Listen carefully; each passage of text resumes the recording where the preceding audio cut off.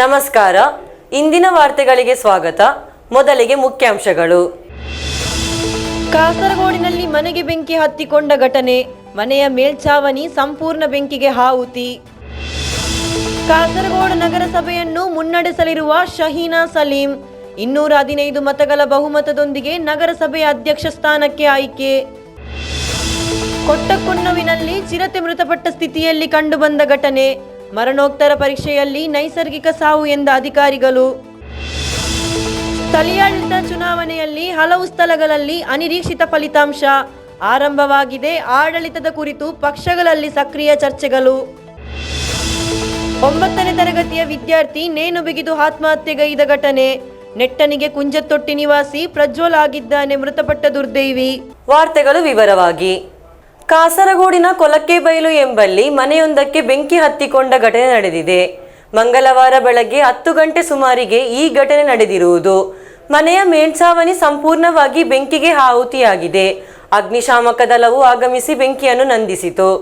ಕಾಸರಗೋಡಿನ ಕೊಳಕ್ಕಬೈಲಿನಲ್ಲಿರುವ ರತ್ನಾವತಿ ಎಂಬವರ ಮನೆಯಲ್ಲಿ gas cylinder ಬೆಳಿಗ್ಗೆ 10:30ರ ಸುಮಾರಿಗೆ ಸೋರಿಕೆಯಾಯಿತು.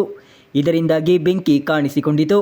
ಒಂಟಿಯಾಗಿ ವಾಸಿಸುವ ರತ್ನಾವತಿ ಹತ್ತಿರದ ನಿವಾಸಿಗಳಿಗೆ ಮಾಹಿತಿ ನೀಡಿ ಕಾಸರಗೋಡು ಅಗ್ನಿಶಾಮಕ ಇಲಾಖೆಗೆ ಮಾಹಿತಿ ನೀಡಲಾಯಿತು. ಅಗ್ನಿಶಾಮಕ ಹಾಗೂ ರಕ್ಷಣಾ ಅಧಿಕಾರಿ ಎಸ್ ಸಾದಿಕ್ ನೇತೃತ್ವದಲ್ಲಿ ಇಲಾಖೆ ಆಗಮಿಸಿ ಅನಿಲ ಸೋರಿಕೆಯನ್ನು ಸರಿಪಡಿಸಿತು. ಕಾಸರಗೋಡು HP ಗ್ಯಾಸ್ ಏಜೆನ್ಸಿ ಕರೆ ಮಾಡಿ ಹೊಸ ಸಿಲಿಂಡರ್ ಒದಗಿಸುವಂತೆ ಸೂಚಿಸಿದರು. ತಂಡದಲ್ಲಿ OK Prajit, KV Jitin Krishnan, V Raju ಮುಂತಾದವರಿದ್ದರು. ಬೆಂಕಿಯಲ್ಲಿ ಮನೆಯ ಮೇಲ್ಛಾವಣಿ ಸುಟ್ಟು ಹೋಗಿದೆ. ಮನೆಯೊಳಗಿನ ವಸ್ತುಗಳು ಸುಟ್ಟು ಹೋಗಿದ್ದು ಸಾಕಷ್ಟು ಹಾನಿ ಉಂಟಾಗಿದೆ. ಅಗ್ನಿಶಾಮಕ ದಳ ಸಮಯಕ್ಕೆ ಸರಿಯಾಗಿ ಬಂದು ದೊಡ್ಡ ಅನಾಹುತ ತಪ್ಪಿಸಿದೆ. News bureau, Kasaragod. ಕಾಸರಗೋಡು ನಗರಸಭೆಯನ್ನು ಶಾಹೀನಾ ಸಲೀಂ ಮುನ್ನಡೆಸಲಿದ್ದಾರೆ. ಚೆಂಗಲ ಪಂಚಾಯತ್ ಅನ್ನು ಮುನ್ನಡೆಸಿದ ಅನುಭವದೊಂದಿಗೆ ಶಾಹೀನಾ ಸಲೀಂ ಕಾಸರಗೋಡು ನಗರಸಭೆಯ ಅಧ್ಯಕ್ಷ ಸ್ಥಾನವನ್ನು ವಹಿಸಿಕೊಳ್ಳಲಿದ್ದಾರೆ. ತುರುತ್ತಿಯ 16ನೇ ವಾರ್ಡ್ನಿಂದ 215 ಮತಗಳ ಬಹುಮತದೊಂದಿಗೆ ಶಾಹೀನಾ ಸಲೀಂ ನಗರಸಭೆಗೆ ಆಯ್ಕೆಯಾದರು. ಪ್ರತಿ ವಾರ್ಡಿನಲ್ಲಿ ಉತ್ತಮ ಬಹುಮತ ಗಳಿಸುವ ಮೂಲಕ ಕಾಸರಗೋಡು ನಗರಸಭೆಯ ಆಡಳಿತದ ಸಾರಥ್ಯವನ್ನು ವಹಿಸಲು ಮುಸ್ಲಿಂ ಲೀಗಿನ ಬಲದೊಂದಿಗೆ UDF ಮುನ್ನೆಲೆಗೆ ಬಂದಿದೆ. ಕಾಸರಗೋಡು ನಗರಸಭೆಯಲ್ಲಿ ಮುಸ್ಲಿಂ ಲೀಗ್ ಏಕಾಂಗಿಯಾಗಿ ಆಡಳಿತ ನಡೆಸುವ ಬಹುಮತವನ್ನು ಹೊಂದಿದೆ. ವರ್ಷಗಳ ಬಳಿಕ ಕಾಂಗ್ರೆಸ್ 2 ಸ್ಥಾನಗಳನ್ನು ಗೆಲ್ಲುವ ಮೂಲಕ ಇಲ್ಲಿ ತನ್ನ ಬಲವನ್ನು ಸಾಬೀತುಪಡಿಸಿದೆ. ಕಾಸರಗೋಡು ನಗರಸಭೆಯ ಅಧ್ಯಕ್ಷ ಸ್ಥಾನವನ್ನು ಯಾರು ವಹಿಸಿಕೊಳ್ಳುತ್ತಾರೆ ಎಂಬುದರ ಕುರಿತು ಮುಸ್ಲಿಂ ಲೀಗಿನಲ್ಲಿ ಸಹಮತವಿದೆ. ತುರುತಿಯ 16ನೇ ವಾರ್ಡಿನಿಂದ ಗೆದ್ದ ಶಾಹೀನಾ ಸಲೀಂ ಅಧ್ಯಕ್ಷೆ ಹುದ್ದೆಯನ್ನು ಅಲಂಕರಿಸಲಿದ್ದಾರೆ. ಜಿಲ್ಲಾ ಕೇಂದ್ರವಾದ ವಿದ್ಯಾನಗರವನ್ನು ಒಳಗೊಂಡಿರುವ ಚೆಂಗಳ ಪಂಚಾಯತ್ ಮುನ್ನಡೆಸಿದ ಅನುಭವದೊಂದಿಗೆ ಶಾಹೀನಾ ಸಲೀಂ ಕಾಸರಗೋಡು ನಗರಸಭೆಯ ಅಧ್ಯಕ್ಷೆಯಾಗಲಿದ್ದಾರೆ. ತುರುತಿಯ 16ನೇ ವಾರ್ಡಿನಲ್ಲಿ 215 ಮತಗಳ ಬಹುಮತದಿಂದ ಆಯ್ಕೆಯಾದ ಶಾಹೀನಾ ಮುಸ್ಲಿಂ ಲೀಗಿನ ಪ್ರಮುಖ ಮಹಿಳಾ ನಾಯಕಿಯರಲ್ಲಿ ಒಬ್ಬರಾಗಿದ್ದಾರೆ. ತಂದೆ ಹಾಗೂ ಮಗಳು ಇಬ್ಬರು ಏಕಕಾಲದಲ್ಲಿ ಹತ್ತಿರದ ಪಂಚಾಯಿತುಗಳ ಅಧ್ಯಕ್ಷ ಸ್ಥಾನವನ್ನು ಹೊಂದಿರುವ ಹೆಗ್ಗಳಿಕೆ ಕಾಸರಗೋಡು ನಗರಸಭೆಯ ಭಾವಿ ಅಧ್ಯಕ್ಷರಿಗಿದೆ. ಚೆಮ್ಮನಾಡು ಪಂಚಾಯತ್ ಅಧ್ಯಕ್ಷರಾಗಿದ್ದ ಮುಸ್ಲಿಂ ಲೀಗ್ ನಾಯಕ ಕಲ್ಲಟ್ರ ಅಬ್ದುಲ್ ಖಾದರ್ ಅವರ ಪುತ್ರಿಯಾಗಿದ್ದಾರೆ ಶಾಹೀನಾ. 40 ವರ್ಷದ ಶಾಹೀನಾ ಸಲೀಂ MBA ಪದವೀಧರೆ. 2010ರಲ್ಲಿ ಚೆಂಗಳ ಪಂಚಾಯತ್ನ ಚೆಟ್ಕಳ ಟೌನ್ ವಾರ್ಡಿನಿಂದ ತಮ್ಮ ಮೊದಲ ಚುನಾವಣೆಯನ್ನು 1000ಕ್ಕೂ ಹೆಚ್ಚು ಮತಗಳ ಬಹುಮತದಿಂದ ಗೆಲ್ಲುವ ಮೂಲಕ ಸಾರ್ವಜನಿಕ ಪ್ರತಿನಿಧಿಯಾಗಿ ರಾಜಕೀಯಕ್ಕೆ ಪ್ರವೇಶಿಸಿದರು. 2 ವರ್ಷಗಳ ಬಳಿಕ 2012ರಲ್ಲಿ ಪಂಚಾಯತ್ ಸ್ಥಾಯಿ ಸಮಿತಿ ಅಧ್ಯಕ್ಷರಾದರು. 2015ರಲ್ಲಿ ನಾರಂಬಾಡಿ 5ನೇ ವಾರ್ಡಿನಿಂದ 323 ಮತಗಳ ಬಹುಮತದಿಂದ ಗೆದ್ದು ಚೆಂಗಳ ಪಂಚಾಯತ್ ಅಧ್ಯಕ್ಷರಾದರು. ಶಾಹೀನಾ ಪ್ರಸ್ತುತ ಮಹಿಳಾ ಲೀಗಿನ ಜಿಲ್ಲಾ ಪ್ರಧಾನ ಕಾರ್ಯದರ್ಶಿಯಾಗಿದ್ದಾರೆ. 2016ರಲ್ಲಿ ಮಹಿಳಾ ಲೀಗ್ ಚೆಂಗಳ ಪಂಚಾಯತ್ನ ಅಧ್ಯಕ್ಷರಾಗಿ 2019ರಿಂದ 23ರವರೆಗೆ ಜಿಲ್ಲಾ ಕಾರ್ಯದರ್ಶಿಯಾಗಿ ಸೇವೆ ಸಲ್ಲಿಸಿದರು. ಪ್ರಸ್ತುತ STU ಕುಟುಂಬಶ್ರೀ ಉದ್ಯೋಗ ಖಾತರಿ ಯೋಜನೆ ಫೆಡರೇಷನ್ನ ಜಿಲ್ಲಾ ಅಧ್ಯಕ್ಷೆಯಾಗಿದ್ದಾರೆ. ದೇಳಿ ಸಾದಿಯಾ ಶಾಲೆಯಿಂದ ಪ್ರಾಥಮಿಕ ಶಿಕ್ಷಣವನ್ನು ಪೂರ್ಣಗೊಳಿಸಿದ ಬಳಿಕ BSc ಬಯೋಟೆಕ್ನಾಲಜಿ MBA ಪದವಿ ಪಡೆದರು. ಪತಿ C ಸಲೀಂ ಸಾರ್ವಜನಿಕ ಕಾಮಗಾರಿ ಗುತ್ತಿಗೆದಾರರಾಗಿ ಕಾರ್ಯನಿರ್ವಹಿಸುತ್ತಿದ್ದಾರೆ. ತಾಯಿ ತಾಹಿರಾ, ಶಾನ್ಸಾ ಹಾಗೂ ಶಿಮಾಸ್ ಮಕ್ಕಳಾಗಿದ್ದಾರೆ. ಶಾಹೀನಾ ಸಲೀಂ ತಮ್ಮ ಕುಟುಂಬದೊಂದಿಗೆ ವಿದ್ಯಾನಗರದಲ್ಲಿ ವಾಸಿಸುತ್ತಿದ್ದಾರೆ. ಮೊದಲು ಅವರು ಚೆರ್ಕಡದಲ್ಲಿ ವಾಸಿಸುತ್ತಿದ್ದರು. 5 ವರ್ಷಗಳ ಹಿಂದೆಯಾಗಿದೆ ವಿದ್ಯಾನಗರಕ್ಕೆ ವಾಸಸ್ಥಳ ಬದಲಾಯಿಸಿದರು. News bureau, Kasaragod. ಕಾಸರಗೋಡಿನ ಕಳ್ಳಾರ್ ಕೊಟ್ಟಕುನ್ನುವಿನಲ್ಲಿ ಮೃತಪಟ್ಟ ಸ್ಥಿತಿಯಲ್ಲಿ ಕಂಡುಬಂದ ಚಿರತೆಯ ಮರಣೋತ್ತರ ಪರೀಕ್ಷೆ ಪೂರ್ಣಗೊಂಡಿದೆ. ಅರಣ್ಯ ಇಲಾಖೆಯ ಉತ್ತರ ವಲಯದ ಪಶುವೈದ್ಯೆ ಇಲಿಯಾಸ್ ರಾವುತರ್ ನೇತೃತ್ವದಲ್ಲಿ ಮರಣೋತ್ತರ ಪರೀಕ್ಷೆ ನಡೆಸಲಾಯಿತು. ಚಿರತೆಗೆ ನೈಸರ್ಗಿಕ ಸಾವು ಸಂಭವಿಸಿದೆ ಎಂದು ಅಧಿಕಾರಿಗಳು ತೀರ್ಮಾನಿಸಿದ್ದಾರೆ. ಆದರೆ ರಾಸಾಯನಿಕ ಪರೀಕ್ಷೆಯ ಫಲಿತಾಂಶಗಳು ಬಂದ ಬಳಿಕವೇ ಸಾವಿಗೆ ಸ್ಪಷ್ಟ ಕಾರಣ ತಿಳಿಯಲಿದೆ. ಕಳ್ಳರ್ ಪಂಚಾಯತಿನ ಪುಂಚಕರ ಕೊಟ್ಟಕುನ್ನುವಿನ ಶಾಜಿ ಎಂಬವರ ಜಮೀನಿನಲ್ಲಿ ಕಳೆದ ದಿನ ಚಿರತೆಯ ಶವ ಪತ್ತೆಯಾಗಿತ್ತು. ಚಿರತೆ ಹೊಲದಲ್ಲಿ ಚಲನರಹಿತವಾಗಿರುವುದನ್ನು ಸ್ಥಳೀಯರು ನೋಡಿದಾಗ ತಕ್ಷಣ ಅರಣ್ಯ ಇಲಾಖೆಗೆ ಮಾಹಿತಿ ನೀಡಿದರು. ಬಳಿಕ ಅರಣ್ಯ ಇಲಾಖೆ ಅಧಿಕಾರಿಗಳು ಹಾಗೂ ಪಶುವೈದ್ಯರು ಸ್ಥಳಕ್ಕೆ ತಲುಪಿ ಮುಂದಿನ ಕ್ರಮಗಳನ್ನು ಕೈಗೊಂಡರು. ಸತ್ತ ಚಿರತೆ ಹೆಣ್ಣು ಚಿರತೆಯಾಗಿದ್ದು ದೇಹವು 1 ವಾರಕ್ಕಿಂತ ಹಳೆಯದ್ದು ಎಂದು ದೃಢಪಡಿಸಲಾಯಿತು. ಬಳಿಕ ಅರಣ್ಯ ಇಲಾಖೆ ಉತ್ತರ ವಲಯ ಪಶುವೈದ್ಯ ಇಲಿಯಾಸ್ ರಾವುತರ್ ಆಗಮಿಸಿ ಮರಣೋತ್ತರ ಪರೀಕ್ಷೆಗಳನ್ನು ಪೂರ್ಣಗೊಳಿಸಿದರು. ಸತ್ತ ಚಿರತೆಗೆ ಸುಮಾರು 4 ವರ್ಷ ಪ್ರಾಯವಿದೆ. ಇದು ನೈಸರ್ಗಿಕ ಸಾವು ಎಂದು ಅಧಿಕಾರಿಗಳು ನಿಗಮನಕ್ಕೆ ಬಂದಿದ್ದಾರೆ. ಚಿರತೆಯ ದೇಹದ ಮೇಲೆ ಯಾವುದೇ ಗಾಯದ ಗುರುತುಗಳಿಲ್ಲ. ವಿಷ ಸೇವಿಸಿರುವ ಬಗ್ಗೆ ಯಾವುದೇ ಸೂಚನೆಗಳಿಲ್ಲ. ಆದಾಗ್ಯೂ ರಾಸಾಯನಿಕ ಪರೀಕ್ಷೆಯ ಫಲಿತಾಂಶಗಳು ಬಂದ ಬಳಿಕವೇ ಸಾವಿಗೆ ಕಾರಣ ಸ್ಪಷ್ಟವಾಗಲಿದೆ ಎಂದು ಅರಣ್ಯ ಅಧಿಕಾರಿಗಳು ಸ್ಪಷ್ಟಪಡಿಸಿದ್ದಾರೆ. ಚಿರತೆಯ ಶವವನ್ನು ಕಳ್ಳರ್ ಅರಣ್ಯ ಇಲಾಖೆಯ ಕಚೇರಿ ಆವರಣದಲ್ಲಿ ಹೂಳಲಾಯಿತು. ಡಿಎಫ್ಒ ಜೋಸ್ ಮ್ಯಾಥ್ಯೂ, ಅರಣ್ಯ ಶ್ರೇಣಿ ಅಧಿಕಾರಿ ಕೆ ರಾಹುಲ್, ಡಿವಿಷನ್ ಅರಣ್ಯ ಅಧಿಕಾರಿಗಳಾದ ಎಂಪಿ ರಾಜು, ಸುರೇಂದ್ರನ್, ಆರ್ ಬಾಬು ಮುಂತಾದವರು ಸ್ಥಳಕ್ಕೆ ತಲುಪಿದ್ದರು. ಚಿರತೆಯ ಶವ ಪತ್ತೆಯಾದ ಬಳಿಕ ಸ್ಥಳೀಯರು ವನ್ಯಜೀವಿಗಳ ಉಪಸ್ಥಿತಿಯ ಬಗ್ಗೆ ಕಳವಳ ವ್ಯಕ್ತಪಡಿಸಿದರು. ಅರಣ್ಯ ಇಲಾಖೆ ಈ ವಿಷಯದಲ್ಲಿ ಮಧ್ಯಪ್ರವೇಶಿಸಿ ತಮ್ಮ ಜೀವಕ್ಕೆ ಭದ್ರತೆ ಒದಗಿಸಬೇಕೆಂದು ಸ್ಥಳೀಯರು ಒತ್ತಾಯಿಸುತ್ತಿದ್ದಾರೆ. News bureau, Kasaragod. ಸ್ಥಳೀಯಾಡಳಿತ ಚುನಾವಣೆಯಲ್ಲಿ ಹಲವು ಸ್ಥಳಗಳಲ್ಲಿ ಅನಿರೀಕ್ಷಿತ ಫಲಿತಾಂಶಗಳು ಬಂದಿವೆ. ಜಿಲ್ಲೆಯ 12 ಪಂಚಾಯತ್ಗಳಲ್ಲಿ ಯಾರಿಗೂ ಸಂಪೂರ್ಣ ಬಹುಮತವಿಲ್ಲ. ಈ ಸ್ಥಳಗಳಲ್ಲಿ ಆಡಳಿತವನ್ನು ಹೇಗೆ ನಡೆಸಬೇಕು ಎಂಬುದರ ಕುರಿತು ಸಂದೇಹ ಉಂಟು ಮಾಡಿದೆ. ವಿಧಾನಸಭಾ ಚುನಾವಣೆಗಳು ಸಮೀಪಿಸುತ್ತಿರುವುದರಿಂದ ಪಕ್ಷಗಳು ಪರಸ್ಪರ ಬೆಂಬಲಿಸುವ ಹಾಗೂ ಸರ್ಕಾರವನ್ನು ವಹಿಸಿಕೊಳ್ಳುವ ಸಾಧ್ಯತೆಯೂ ಕಡಿಮೆಯಾಗಿದೆ. ತೀವ್ರ ಹೋರಾಟದ ತಾಣವಾಗಿದ್ದ ಕಾಸರಗೋಡು ಜಿಲ್ಲೆಯ ಸ್ಥಳೀಯಾಡಳಿತ ಚುನಾವಣೆಯ ಮತದಾನದ ಫಲಿತಾಂಶವು ಜಿಲ್ಲೆಯಲ್ಲಿ 12 ಪಂಚಾಯಿತಿಗಳು ಸಂಪೂರ್ಣ ಬಹುಮತವಿಲ್ಲದ ಪಂಚಾಯಿತಿ ನಿರ್ಮಾಣವಾಗಿದೆ. ಈ 12 ಪಂಚಾಯಿತಿಗಳಲ್ಲಿ ಯಾವುದೇ ಪಕ್ಷವು ಒಟ್ಟು ವಾರ್ಡ್ಗಳಲ್ಲಿನ ಅರ್ಧಕ್ಕಿಂತ ಹೆಚ್ಚು ಸ್ಥಾನಗಳನ್ನು ಗೆಲ್ಲಲು ಸಾಧ್ಯವಾಗಲಿಲ್ಲ. 2 ಪಂಚಾಯಿತಿಗಳಲ್ಲಿ 2 ಪಕ್ಷಗಳು ತಲಾ ಅರ್ಧ ವಾರ್ಡ್ಗಳನ್ನು ಗೆದ್ದು ಸಮಬಲ ಕಾಯ್ದುಕೊಂಡಿದೆ. ಇಲ್ಲಿ ಡ್ರಾ ಮಾಡಿಕೊಳ್ಳಬೇಕಾದ ಪರಿಸ್ಥಿತಿ ನಿರ್ಮಾಣವಾಗಿದೆ. ಇತರ ಸ್ಥಳಗಳಲ್ಲಿ ಸಂಪೂರ್ಣ ಬಹುಮತವಿಲ್ಲದಿದ್ದರೂ ಹೆಚ್ಚಿನ ಸ್ಥಾನಗಳನ್ನು ಗೆಲ್ಲುವ ಪಕ್ಷವು ಆಳ್ವಿಕೆ ನಡೆಸುತ್ತದೆ. ಆದರೆ ಆಡಳಿತವನ್ನು ಪಡೆದರೂ ಸಹ ವಿರೋಧ ಪಕ್ಷಗಳು ಒಂದಾದರೆ ಆಡಳಿತ ಪಕ್ಷದ ನೀತಿ ಹಾಗೂ ಆಡಳಿತಾತ್ಮಕ ನಿರ್ಧಾರಗಳನ್ನು ತೆಗೆದುಕೊಳ್ಳುವಲ್ಲಿ ತೊಂದರೆ ಅನುಭವಿಸಬೇಕಾಗುತ್ತದೆ. ವಿಧಾನಸಭಾ ಚುನಾವಣೆಗಳು ಸಮೀಪಿಸುತ್ತಾ ಇರುವುದರಿಂದ ಪ್ರಸ್ತುತ ಪಂಚಾಯಿತಿಗಳಲ್ಲಿ ಪಕ್ಷಗಳು ಪರಸ್ಪರ ಬೆಂಬಲಿಸುವ ಪರಿಸ್ಥಿತಿಯಲ್ಲಿಲ್ಲ. ಸಂಪೂರ್ಣ ಬಹುಮತವಿಲ್ಲದ ಪಂಚಾಯಿತಿಗಳು ಪಣತಡಿ, ಪಳ್ಳಿಕರ, ಅಜನೂರು, ದೇಲಂಬಾಡಿ, ಎಣ್ಮಕಜೆ, ಪುತ್ತಿಗೆ, ಪೈವಳಿಕೆ, ಬೆಳ್ಳೂರು, ಕುಂಬ್ಡಾಜೆ, ಕಾರಡ್ಕ, ಪುಲ್ಲೂರು ಪೆರಿಯ, ಬದಿಯಡ್ಕ. ಇವುಗಳಲ್ಲಿ ಪಣತಡಿ, ಪಳ್ಳಿಕರ, ಅಜನೂರು ಎಂಬ 3 ಪಂಚಾಯಿತಿಗಳಲ್ಲಿ LDF ಬಹುಮತ ಹೊಂದಿದೆ. ದೇಲಂಬಾಡಿ, ಎಣ್ಮಕಜೆ, ಪುತ್ತಿಗೆ ಮತ್ತು ಪೈವಳಿಕೆ ಎಂಬ 4 ಪಂಚಾಯಿತಿಗಳಲ್ಲಿ UDF ಮುನ್ನಡೆ ಸಾಧಿಸಿದೆ. ಬೆಳ್ಳೂರು, ಕುಂಬ್ಡಾಜೆ, ಕಾರಡ್ಕ ಎಂಬ 3 ಪಂಚಾಯಿತಿಗಳಲ್ಲಿ BJP ಮುನ್ನಡೆ ಸಾಧಿಸಿದೆ. LDF ಮತ್ತು UDF ತಲಾ 9 ಸದಸ್ಯರನ್ನು ಹೊಂದಿರುವ ಪುಲ್ಲೂರು ಪೆರಿಯದಲ್ಲಿ ಹಾಗೂ UDF ಮತ್ತು BJP ತಲಾ 10 ಸದಸ್ಯರನ್ನು ಹೊಂದಿರುವ ಬದಿಯಡ್ಕದಲ್ಲಿ ವಿಷಯಗಳು ಡ್ರಾದತ್ತ ಸಾಗುತ್ತಿದೆ. ಪುತ್ತಿಗೆ ಪಂಚಾಯತ್ನಲ್ಲಿ ಸ್ವತಂತ್ರ ಅಭ್ಯರ್ಥಿ ತನ್ನ ಸ್ಥಾನವನ್ನು ಸ್ಪಷ್ಟಪಡಿಸದ ಕಾರಣ ಅನಿಶ್ಚಿತತೆ ಮುಂದುವರಿದಿದೆ. 16 ಸದಸ್ಯರ ಆಡಳಿತ ಮಂಡಳಿಯಲ್ಲಿ ಪಕ್ಷದ ಸಂಯೋಜನೆ UDF 7, LDF 6, BJP 2 ಮತ್ತು ಒಬ್ಬ ಸ್ವತಂತ್ರ ಅಭ್ಯರ್ಥಿ. BJP ಬಂಡಾಯಗಾರನಾಗಿ ಸ್ವತಂತ್ರ ಅಭ್ಯರ್ಥಿ ಗೆದ್ದಿದ್ದಾರೆ. ಅವರು BJPಯೊಂದಿಗೆ ಉಳಿಯಲು ನಿರ್ಧರಿಸಿದರೆ UDF ಆಡಳಿತವನ್ನು ನಡೆಸಲು ಸಾಧ್ಯವಾಗುತ್ತದೆ. ಆದರೆ ಅವರು LDFನೊಂದಿಗೆ ಕೈ ಜೋಡಿಸಿದರೆ ಅದು ಡ್ರಾಗೆ ಕಾರಣವಾಗುತ್ತದೆ. ಅನೇಕ ಪಂಚಾಯಿತಿಗಳಲ್ಲಿ ಆಡಳಿತದ ಬಗ್ಗೆ ಪಕ್ಷಗಳಲ್ಲಿ ಸಕ್ರಿಯ ಚರ್ಚೆಗಳು ಪ್ರಾರಂಭವಾಗಿವೆ. News bureau, Kasaragod. 9ನೇ ತರಗತಿಯ ಶಾಲಾ ವಿದ್ಯಾರ್ಥಿ ಮನೆಯ ಮಲಗುವ ಕೋಣೆಯಲ್ಲಿ ನೇಣು ಬಿಗಿದು ಆತ್ಮಹತ್ಯೆಗೈದ ಘಟನೆ ನಡೆದಿದೆ. ಬೆಳ್ಳೂರು ಸರಕಾರಿ ಹೈಯರ್ ಸೆಕೆಂಡರಿ ಶಾಲೆಯ ವಿದ್ಯಾರ್ಥಿ ಪ್ರಜ್ವಲ್ ಆಗಿದ್ದಾನೆ ಮೃತಪಟ್ಟ ದುರ್ದೈವಿ. 9ನೇ ತರಗತಿಯ ಶಾಲಾ ವಿದ್ಯಾರ್ಥಿ ಮನೆಯ ಮಲಗುವ ಕೋಣೆಯಲ್ಲಿ ನೇಣು ಬಿಗಿದು ಆತ್ಮಹತ್ಯೆಗೈದ ಘಟನೆ ನಡೆದಿದೆ. ಬೆಳ್ಳೂರು ಸರ್ಕಾರಿ ಹೈಯರ್ ಸೆಕೆಂಡರಿ ಶಾಲೆಯ ಪ್ರಜ್ವಲ್ ಆಗಿದ್ದಾನೆ ಮೃತಪಟ್ಟ ದುರ್ದೈವಿ. ಕಳೆದ ಅಪರಾಹ್ನ 2:30ರಿಂದ 4ರ ನಡುವೆ ಈ ಘಟನೆ ನಡೆದಿದೆ. ತಾಯಿ ಅನಿತಾ ಮುಳ್ಳೇರಿಯ ಶಾಲೆಯಲ್ಲಿ ಕಲಿಯುವ ಮಗಳನ್ನು ಕರೆ ತರಲೆಂದು ಹೋದ ವೇಳೆ ಬಾಲಕ ಈ ಕೃತ್ಯ ಎಸಗಿದ್ದಾನೆಂದು ವರದಿಯಾಗಿದೆ. ಆದಿತ್ಯವಾರ ಅಜ್ಜಿ ಮನೆಗೆ ಹೋಗಿದ್ದ ಪ್ರಜ್ವಲ್ ಸೋಮವಾರ ಅಲ್ಲಿಂದಲೇ ಶಾಲೆಗೆ ಬಂದಿದ್ದನು. ಪರೀಕ್ಷೆ ಅಪರಾಹ್ನ ಎಂದು ನಂಬಿ ಈತ ತಡವಾಗಿ 11 ಗಂಟೆಗೆ ಶಾಲೆಗೆ ಬಂದಿದ್ದನು. ಆದರೆ ಪರೀಕ್ಷೆ ಬೆಳಗ್ಗೆ ನಡೆದಿತ್ತು. ಆದರೂ ಶಾಲಾ ಅಧ್ಯಾಪಕರು ಪರೀಕ್ಷೆ ಬರೆಯಲು ಅವಕಾಶ ನೀಡಿದ್ದರು. ಪ್ರತಿಭಾವಂತ ವಿದ್ಯಾರ್ಥಿಯಾದ ಈತ ಸದ್ಗುಣಶೀಲ ವಿದ್ಯಾರ್ಥಿ ಎಂದು ಅಧ್ಯಾಪಕರು ತಿಳಿಸಿದ್ದಾರೆ. ಆದರೆ ಈತ ಆತ್ಮಹತ್ಯೆ ನಡೆಸಲು ಕಾರಣವೇನೆಂದು ಅರಿಯದೆ ನಾಡೆ ಮೂಕವಾಗಿದೆ. ನೆಟ್ಟಣಿಗೆ ಕುಂಜತೊಟ್ಟಿ ನಿವಾಸಿ ಜಯಕರ ಅನಿತಾ ದಂಪತಿಗಳ ಪುತ್ರನಾದ ಈತ ಸಹೋದರಿ ಪ್ರಯಾಗ ಹಾಗೂ ಅಪಾರ ಬಂಧುವರ್ಗವನ್ನು ಅಗಲಿದ್ದಾನೆ. News bureau, Kasaragod. ಆಸ್ಪತ್ರೆಯಲ್ಲಿ ನರ್ಸ್ ಜೊತೆ ಅನುಚಿತವಾಗಿ ವರ್ತಿಸಿದ ಯುವಕನನ್ನು ಕುಂಬಳೆ ಪೊಲೀಸರು ಬಂಧಿಸಿದ್ದಾರೆ. ಸುರಂಬೈಲ್ ನಿವಾಸಿ ಸಂತೋಷ್ ಕುಮಾರ್ ಎಂಬಾತ ಆಗಿದ್ದಾನೆ ಬಂಧಿತ ಆರೋಪಿ. ಆಸ್ಪತ್ರೆಯಲ್ಲಿ ನರ್ಸ್ ಜೊತೆ ಅನುಚಿತವಾಗಿ ವರ್ತಿಸಿದ ಯುವಕನನ್ನು ಕುಂಬಳೆ ಪೊಲೀಸರು ಬಂಧಿಸಿದ್ದಾರೆ. ಸೂರಂಬೈಲು ನಿವಾಸಿ ಸಂತೋಷ್ ಕುಮಾರ್ ಎಂಬಾತ ಆಗಿದ್ದಾನೆ ಬಂಧಿತ ಆರೋಪಿ. ಇತ್ತೀಚೆಗೆ ಆಸ್ಪತ್ರೆಗೆ ದಾಖಲಾಗಿದ್ದ ವ್ಯಕ್ತಿಯೊಬ್ಬರ ಸಹಾಯಕನಾಗಿ ಬಂದು ಈತ ನರ್ಸ್ ಜೊತೆ ಅಸಭ್ಯವಾಗಿ ವರ್ತಿಸಿದ್ದಾನೆ. 21 ವರ್ಷದ ನರ್ಸ್ ಸಲ್ಲಿಸಿದ ದೂರಿನ ಪ್ರಕಾರ ಪೊಲೀಸರು ಆರೋಪಿಯನ್ನು ಬಂಧಿಸಿದ್ದಾರೆ. ಬಳಿಕ ಆರೋಪಿಯನ್ನು ನ್ಯಾಯಾಲಯಕ್ಕೆ ಹಾಜರುಪಡಿಸಿ ರಿಮಾಂಡ್ ಮಾಡಲಾಗಿದೆ.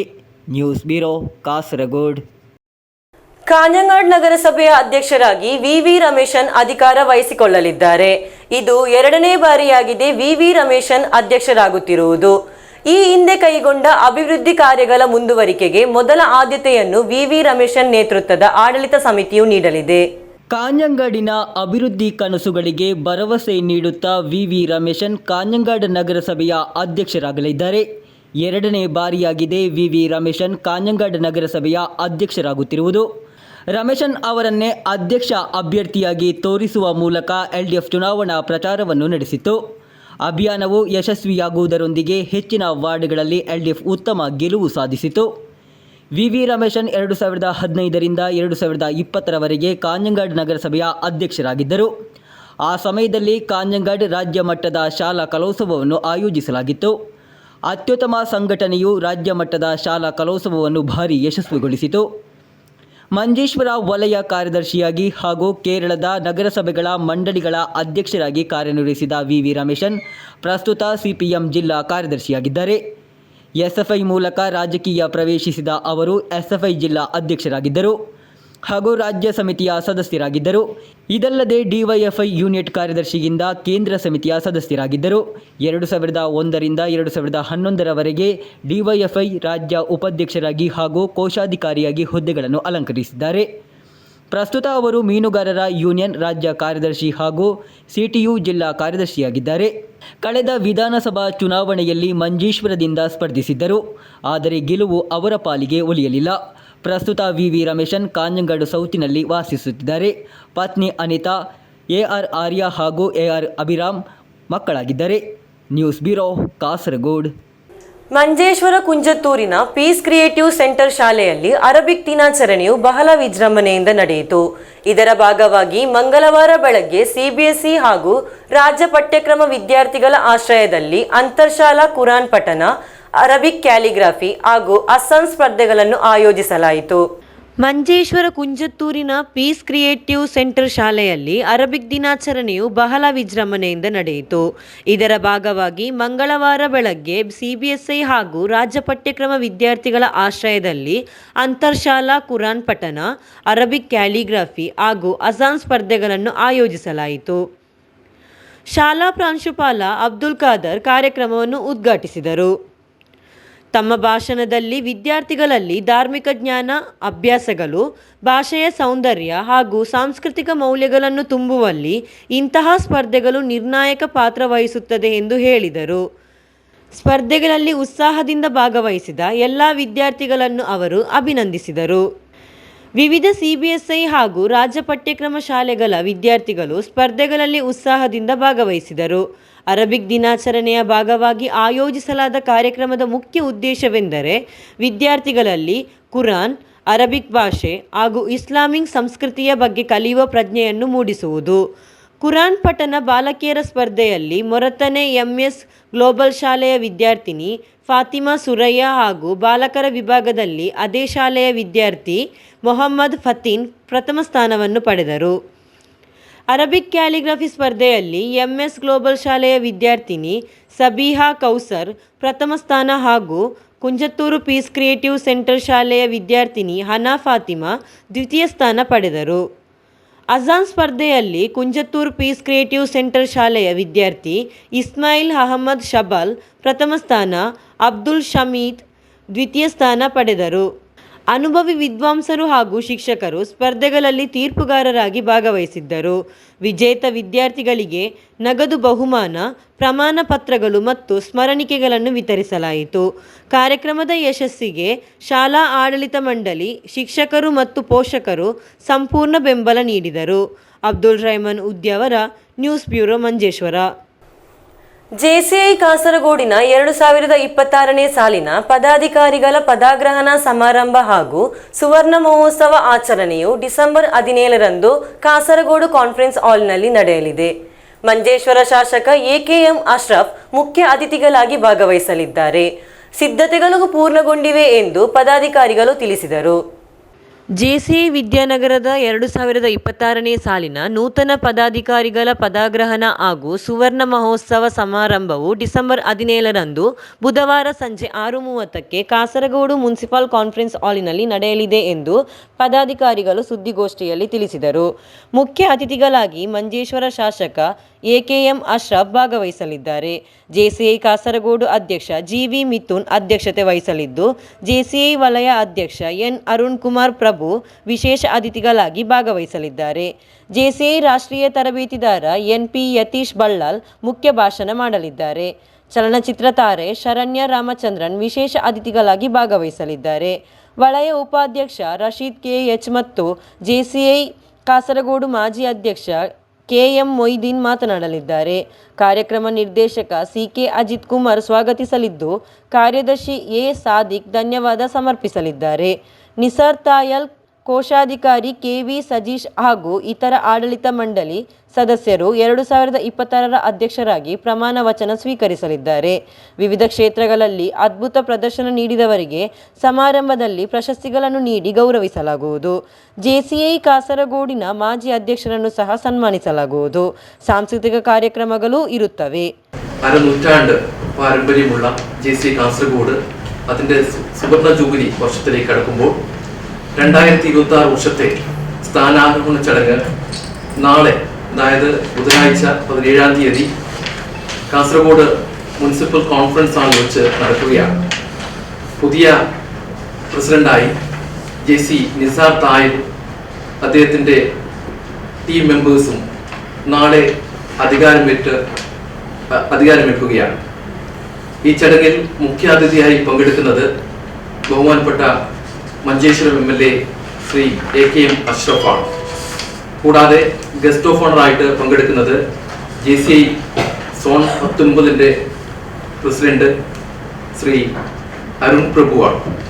കൂടാതെ കീനോട്ട് സ്പീക്കറായി JCI national trainer Yathish Ballal, special ഗസ്റ്റായി സുപ്രസിദ്ധ സിനിമാ താരം ശരണ്യ രാമചന്ദ്രനും, അതുപോലെ തന്നെ Rashid K zone vice president ഉൾപ്പെടെയുള്ള നിരവധി പ്രമുഖർ ഈ പരിപാടിയിൽ പങ്കെടുക്കും.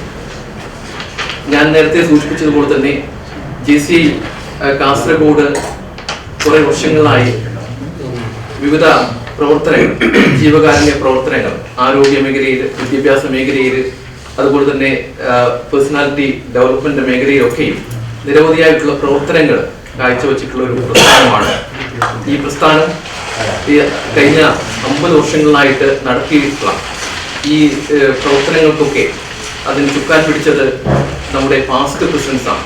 നിരവധി നേതാക്കളെ സൃഷ്ടിച്ചിട്ടുള്ള ഒരു സംഘടനയാണ് ജെസിഐ കാസർഗോഡ്. ಜೆಸಿಐ ಕಾಸರಗೋಡಿನ ಪದಾಧಿಕಾರಿಗಳಾದ GV Mithun, CK Ajith Kumar, Nisar Thayal, M Mukkus, A Sadiq ಹಾಗೂ ಕೆವಿ ಸಜೀಶ್ ಪತ್ರಿಕಾಗೋಷ್ಠಿಯಲ್ಲಿ ಉಪಸ್ಥಿತರಿದ್ದರು. News bureau, Kasaragod. ಕೊನೆಯಲ್ಲಿ ಮತ್ತೊಮ್ಮೆ ಮುಖ್ಯಾಂಶಗಳು. ಕಾಸರಗೋಡಿನಲ್ಲಿ ಮನೆಗೆ ಬೆಂಕಿ ಹತ್ತಿಕೊಂಡ ಘಟನೆ, ಮನೆಯ ಮೇಲ್ಛಾವಣಿ ಸಂಪೂರ್ಣ ಬೆಂಕಿಗೆ ಆಹುತಿ. ಕಾಸರಗೋಡು ನಗರಸಭೆಯನ್ನು ಮುನ್ನಡೆಸಲಿರುವ ಶಹೀನಾ ಸಲೀಂ 215 ಮತಗಳ ಬಹುಮತದೊಂದಿಗೆ ನಗರಸಭೆಯ ಅಧ್ಯಕ್ಷ ಸ್ಥಾನಕ್ಕೆ ಆಯ್ಕೆ. ಕೊಟ್ಟಕುನ್ನವಿನಲ್ಲಿ ಚಿರತೆ ಮೃತಪಟ್ಟ ಸ್ಥಿತಿಯಲ್ಲಿ ಕಂಡುಬಂದ ಘಟನೆ, ಮರಣೋತ್ತರ ಪರೀಕ್ಷೆಯಲ್ಲಿ ನೈಸರ್ಗಿಕ ಸಾವು ಎಂದ ಅಧಿಕಾರಿಗಳು. ಸ್ಥಳೀಯಾಡಳಿತ ಚುನಾವಣೆಯಲ್ಲಿ ಹಲವು ಸ್ಥಳಗಳಲ್ಲಿ ಅನಿರೀಕ್ಷಿತ ಫಲಿತಾಂಶ, ಆರಂಭವಾಗಿದೆ ಆಡಳಿತದ ಕುರಿತು ಪಕ್ಷಗಳಲ್ಲಿ ಸಕ್ರಿಯ ಚರ್ಚೆಗಳು. 9ನೇ ತರಗತಿಯ ವಿದ್ಯಾರ್ಥಿ ನೇಣು ಬಿಗಿದು ಆತ್ಮಹತ್ಯೆಗೈದ ಘಟನೆ, ನೆಟ್ಟಣಿಗೆ ಕುಂಜತ್ತೊಟ್ಟಿ ನಿವಾಸಿ ಪ್ರಜ್ವಲ್ ಆಗಿದ್ದಾನೆ ಮೃತಪಟ್ಟ ದುರ್ದೈವಿ. ಇಂದಿನ ವಾರ್ತಾ ಸಂಚಿಕೆ ಇಲ್ಲಿಗೆ ಮುಕ್ತಾಯವಾಯಿತು. ಮುಂದಿನ ವಾರ್ತಾ ಸಂಚಿಕೆಯೊಂದಿಗೆ ಮತ್ತೆ ಭೇಟಿಯಾಗೋಣ. ವಂದನೆಗಳು.